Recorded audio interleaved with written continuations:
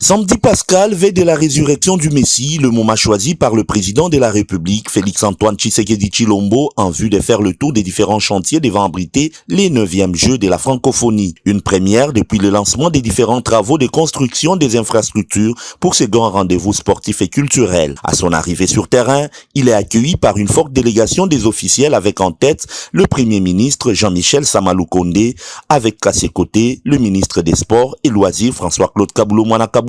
Pour commencer, les 01 de la République a visité le gymnase principal architecture qui pourra accueillir 8000 personnes pour les compétitions sportives et jusqu'à 9000 personnes pour la culture. Plusieurs épreuves sportives y seront pratiquées, notamment le tennis, le badminton, le volley, pour ne citer que celle-là. Par la suite, le locataire du Mont Ngaliema, guidé pour l'occasion par le patron des sports en RDC, s'est rendu au chantier du Stadium des Martyrs qui jadis était à ciel ouvert en pleine rénovation. Les premiers éléments de l'immense charpente en acier sont déjà mis en place. Cette étape cruciale devrait se terminer le mois prochain.